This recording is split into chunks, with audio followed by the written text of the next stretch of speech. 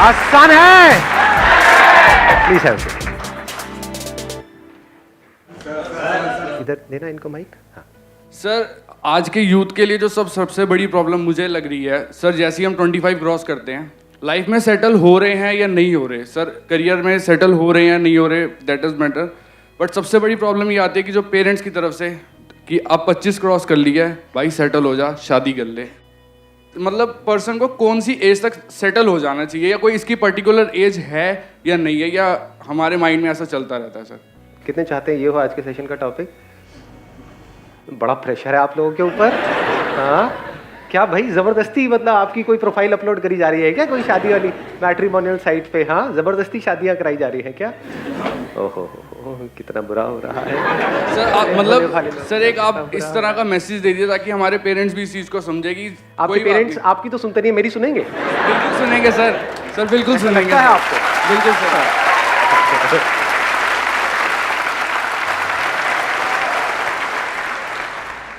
Mind में pressure हो जाता ना कि नहीं अब सेटल जल्द से जल्द होना है सर। सच सच बताना, मतलब ये प्रेशर उनकी तरफ से आ रहा है खुद भी अंदर से? नहीं मतलब कई बार तो मन करता होगा कि यार क्या अकेले नहीं सर, ऐसा सर होनी चाहिए। सर देखो जो नसीब में लिखा है सर, वो 28 पे भी वही मिलनी है, 30 पे भी वही मिलनी है, तो सर क्या मतलब कहीं ना कहीं इंतजार कर रही होगी आप, क्योंकि ये पॉइंट इंटरेस्टिंग है। मैंने जो क्वेश्चन पूछा उसकी डेप्थ देख पाए आप लोग? कोई डेप्थ थी नहीं तो देखी क्या? टट्टू हर चीज में यस सर। मुझे ऐसा लग रहा है कि वी आर कंफ्यूज्ड कि हम कौन सा डिसीजन लें। से आप अगर आप इनका बात करो, से शादी वाला बात, तो how to take a right decision, और हमें पता कैसे चलेगा कि the decision that we are taking is right और wrong? And what is a right decision? What is right decision? How we will get to know that the decision we are taking is right? ऐसे में शादी करना ठीक है या नहीं करना ठीक है? Whatever. कभी नहीं करना ठीक है या अभी करना ठीक है? हाँ। अभी मतलब यहीं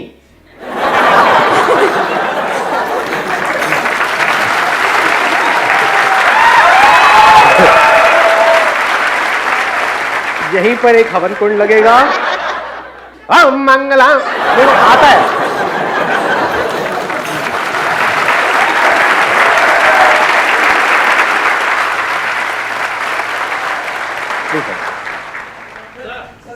सबसे पीछे उधर उनको कॉर्नर में दे दो माइक।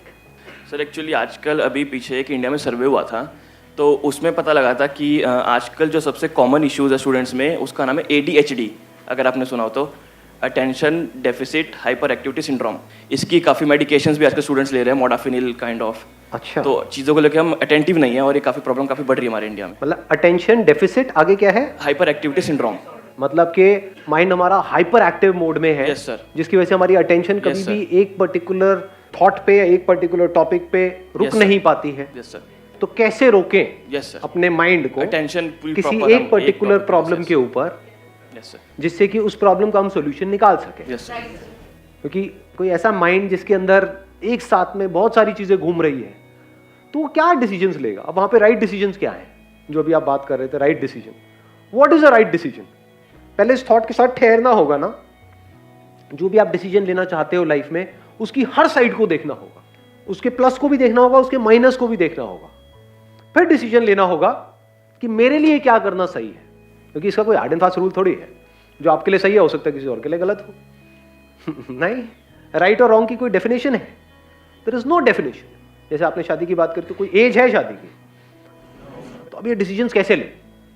ये डिसीजन हो, चाहे अपने करियर का डिसीजन हो, चाहे जो भी आपके माइंड में आइडिया आया है कि मेरे को ये करना है, उस आइडिया के साथ ठहरना पड़ेगा ना। तभी तो उस आइडिया की जो पॉसिबिलिटीज है, उस आइडिया का जो एक्चुअल पोटेंशियल है, वो आपके सामने खुलने लग जाएगा।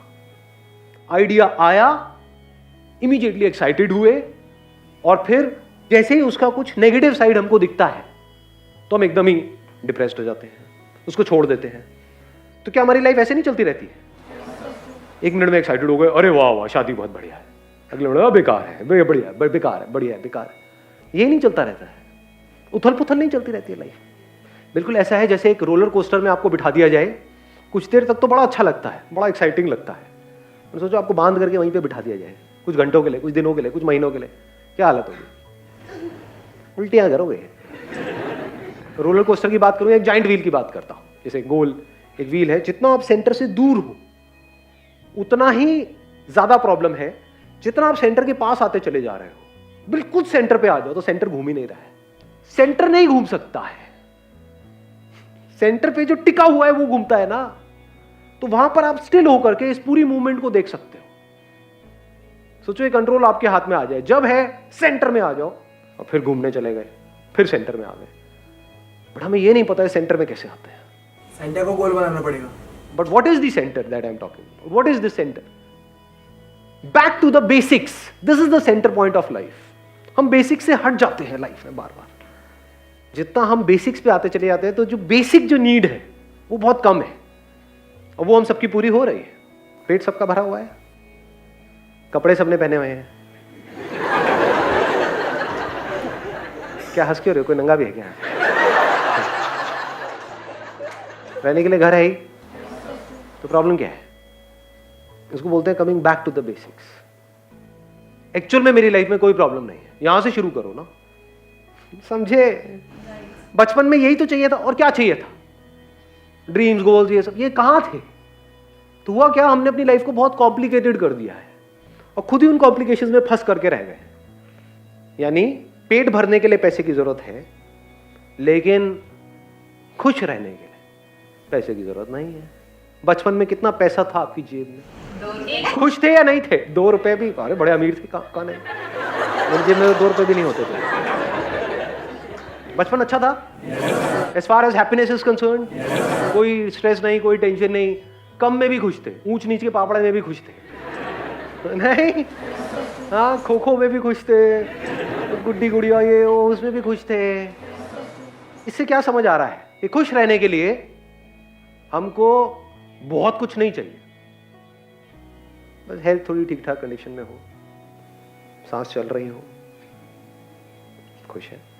अगर खुश रहना आता है तो, अगर नहीं रहना आता है तो कितना भी मिल जाए, नेम, फेम, मनी, ये वो सब कुछ मिल जाए आपको, इस पूरी दुनिया का राज मिल जाए, फिर भी दुखी है। ऐसे लोग हैं या नहीं है दुनिया? अरे भरे पड़े हैं।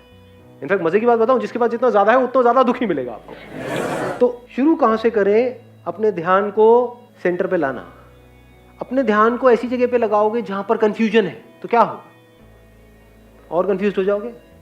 अगर किसी ऐसी जगह पे आपका ध्यान आ जाए जहां पे कोई कंफ्यूजन नहीं है, जीरो कंफ्यूजन, कोई कॉन्फ्लिक्ट नहीं है, कोई चॉइस नहीं है, कोई डिसीजन लेने की जरूरत नहीं है, वहां पर आपका ध्यान ज्यादातर रहे, और फिर अगर आपके सामने कोई चॉइस आए, कोई डिसीजन आए, तो कितनी जल्दी आप सॉल्यूशन निकाल सकते हो? दोनों में फर्क देख पाए? नहीं देख पाए? देखो, एक कंप्यूटर है जो हैंग हुआ पड़ा है, एक कंप्यूटर है जिसमें ऑलरेडी बहुत सारी प्रोसेसेस चल रही है, और एक के बाद एक और प्रोसेसेस आती चली जा रही है। ये जो चॉइसेस है हमारी लाइफ में, डिसीजन है, ये सब क्या है? एक तरह की प्रोसेसेस चल रही है ना। तो कितनी सारी ऑलरेडी प्रोसेसेस चल रही हैं, पास्ट से रिलेटेड, फ्यूचर से रिलेटेड, खुद से रिलेटेड, औरों से रिलेटेड, अपने ड्रीम से रिलेटेड, करियर से रिलेटेड, ये वो पता नहीं क्या क्या चल रहा है, और सब हैंग हुआ पड़ा है। तो एक तो है अटेंशन को वहां पर लगाओ, तो क्या होगा? कॉम्प्लिकेशंस बढ़ती चली जाएंगी, लाइफ और कॉम्प्लिकेटेड होती चली जाएगी। तो बैक टू बेसिक्स का मतलब क्या हुआ? ऐसी जगह जहां पर कोई कंफ्यूजन नहीं है, कोई कॉन्फ्लिक्ट नहीं है, जहां पे कोई पास्ट नहीं है, जहां पे कोई फ्यूचर नहीं है, ब्रेथ चल रही है, चल रही है नहीं चल रही, कोई डाउट है?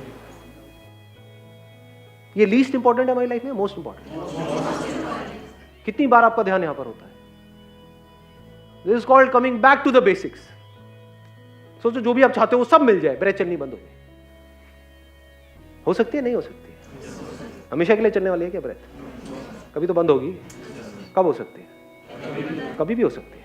अभी तो चल रही है ना, कल का नहीं पता कि कल रहेगी ब्रेथ या नहीं रहेगी, कल चलेगी नहीं चलेगी, अभी तो चल रही है ना। सच को आप देख लो और यहां पर आकर के आराम से टिक करके बैठ जाओ, ब्रेथ चल रही है, बहुत अच्छी, बाकी काम तो अपने आप होते रहेंगे।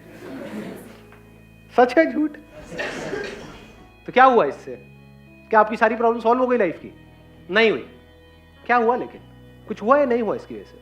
सारी प्रोसेसेस जीरो नहीं हो जाती है कुछ देर के लिए? होती है, नहीं होती है? This you can call it as coming back to the centre. अब आप इस पूरे जॉइंट व्हील को देख सकते हो, इस पूरी लाइफ को ऑब्जर्व कर सकते हो।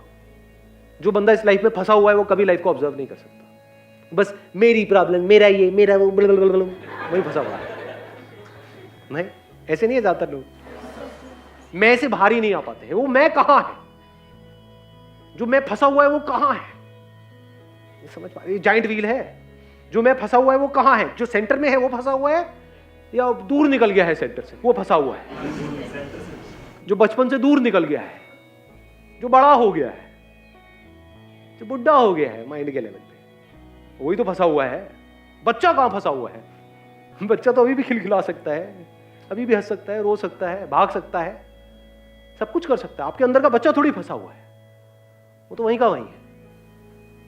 जैसे जैसे इस सच को आप देखते चले जाते हो, यानी होगा क्या, अभी बात सुनी, अब सुनने में बड़ी अच्छी लगी, जैसे यहां से बाहर निकले, अपने घर पे गए, फिर से फंस गए। सर आपकी सारी बातें समझ आए, लेकिन आपको पता नहीं मेरी बीवी कैसी है, लेकिन आपको पता नहीं है मेरा बॉस कैसा है। लेकिन हम क्या कर रहे हैं, भटक गए फिर से लोगों में, चीजों में। क्लियर सोचने के लिए हमारी अटेंशन फ्री होनी चाहिए। आप आपकी ब्रेथ ज्यादा हो या आपके सक्सेस फेलियर ज्यादा हो। जो आपके सक्सेस फेलियर है, जो आपकी नॉलेज है, एजुकेशनल क्वालिफिकेशन है, अगर उसको निकाल भी दो आपके माइंड से, तब भी क्या मरने वाले हो? ब्रेथ को निकाल दो तो पास्ट में कुछ गलत आपके साथ हुआ है, वो चाहे रहे या निकल जाए यहां से, कोई फर्क पड़ने वाला है? मैंने यहां पे इसीलिए रहे भी लगा दिया, क्योंकि अगर ये बात समझ नहीं आई तो आप उसको निकालने की कोशिश करोगे। क्यों निकालने की कोशिश कर रहे हो? क्योंकि आपको लगता है कि अगर वो रहा तो मेरे को कोई फर्क पड़ने वाला है। पास्ट में बहुत बुरे बुरे एक्सपीरियंसेस हुए, अगर वो पड़े भी रहे कोई फर्क पड़ने वाला है? ब्रेथ तो चलती रहेगी ना फिर। समझे? अगर ये बात समझ आ रही है तो एक झटके में आपका पास्ट गया। Now there is no past, no past in the sense in your attention there is no past, otherwise past is there, memory पड़ी हुई है, जरूरत है तो वो काम आ जाती है, but you don't go there. वहां पर बैठे नहीं रहते हो कि हाँ पास में ये मेरे साथ गलत हो गया, ये अच्छा हो गया, so what, that is a very tiny little part of who I am. ये बात सच है झूठ है? है वो आपका पार्ट है, बट कितना बड़ा पार्ट है? छोटा सा नहीं। हम सुबह से रात तक कहां फंसे हुए हैं? रिलेशंस में, पोजेशंस में। जो भी रिलेशंस आपके हैं, अगर वो सब खत्म हो जाए तो क्या नए बन सकते हैं? नहीं बन सकते? बन सकते हैं। तो क्या आप आपके रिलेशंस हो? अब मैं ये नहीं कह रहा रिलेशंस को खत्म कर दो, पड़े भी रहे तो क्या दिक्कत है, और खत्म भी हो जाए तो क्या दिक्कत है? वही तो रिलेशनशिप में एक्चुअल में सामने वाले को फ्रीडम दे सकता है। जिसको डर है कि अगर रिलेशनशिप खत्म हो गई तो पता नहीं क्या होगा, वो तो कब्जा कर लेगा सामने वाले के ऊपर, उसको पकड़ लेगा, उसको पोजेस कर लेगा, वहां पे जेलसी आ जाएगी, वो इस थॉट से ही पागल हो जाएगा या हो जाएगी कि अगर उसने मुझे छोड़ दिया तो पता नहीं क्या हो जाएगा। तो ये जिसको मैं कह रहा हूं छोड़ना रिलेशनशिप को, वही एक्चुअल में एक अच्छी रिलेशनशिप का ग्राउंड है। आप जितना छोड़ दोगे उतनी ही रिलेशनशिप बढ़िया हो जाएगी, क्योंकि सामने वाला बंदा कभी भी सफोकेट नहीं होगा। तो जब आपका माइंड यहां से फ्री हो जाता है, रिलेशनशिप से फ्री कैसे होता है? रहे तो बहुत बढ़िया है, ना रहे तो कोई बात नहीं। ये आप उसको नहीं बोल रहे, अपने अंदर बोल रहे, कान के नीचे घुमा के पड़ेगा, उसको तो झूठ बोलना पड़ेगा, नहीं नहीं मैं मर जाऊंगा, मुझे छोड़ दो, कि अंदर ही अंदर हंस रहे हो, अरे कोई बात नहीं। और ऐसे को कोई नहीं छोड़ता, सच बता रहा हूं। आप खुद सोचो, कोई ऐसा पर्सन जो आपके साथ में बिल्कुल इस तरीके से है, यहाँ तुम्हें जो करना है करो, रहना है रहो साथ में, छोड़ना है छोड़ दो, जो तुम्हें ठीक लगे बता देना, I am okay with all the options. तो क्या ऐसे से कोई लड़ाई झगड़ा होने की गुंजाइश रह जाती है? प्यार बढ़ता है, प्यार बढ़ता चला जाता है, वहां से प्यार की शुरुआत होती है। एक्चुअल में तो प्यार वही है ना। तो रिलेशनशिप्स को आपने अपनी जगह पर रख दिया कि relationships are a very small little part of life. Life तो बहुत बड़ी है ना, उसका एक छोटा सा एस्पेक्ट है रिलेशनशिप्स, छोटा सा एस्पेक्ट है पास्ट, छोटा सा एस्पेक्ट है पोजेशंस। पोजेशंस मतलब क्या? अब जो भी मेरे पास में है, जो भी है, जितनी भी चीजें हैं, उसमें पैसा भी आ गया, वो रहता है रहे, नहीं रहता कोई बात नहीं। क्या ये अपने अंदर से बोल सकते हो? Yes sir. अरे सुनना मैंने क्या बोला है।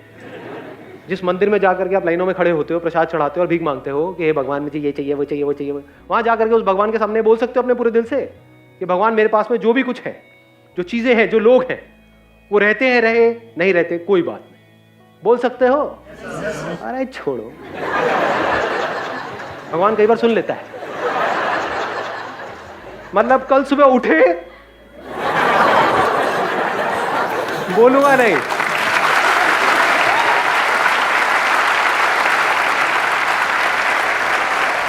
ये बोलने का अगर दम है आपके अंदर, और सिर्फ बोलने का नहीं, इस तरह से जीने की अगर समझ है, तो अब आप फ्री हो, अब आप आजाद हो, वहां से एक्चुअल में लाइफ की शुरुआत होगी। नहीं तो अभी तो हम सिर्फ रोबोट्स की तरह जी रहे हैं, अंदर कुछ इंफॉर्मेशन फीडेड है, वो हमको भगा रही है। तो रोबोट नहीं हो गए, कंप्यूटर नहीं हो गए। तो लाइफ क्या है? What is life? वहां तक आप पहुंचते हो। धीरे धीरे जब इस ब्रेथ से भी आप हटते हो, हम देखते होगे जो ब्रेथ है, ये भी अगर चलनी बंद हो जाती है, तब भी मैं रहता हूं। Breath is a very tiny part of my existence. तब आपको नजर आता है कि मैं सिर्फ यहां पर नहीं हूं, मैं वहां पर भी हूं। वहां पर मतलब सिर्फ वहां पर नहीं, यहां पर भी हूं, हर जगह हूं। ज्यादा हो गया ना? थोड़ा सा तो हो गया।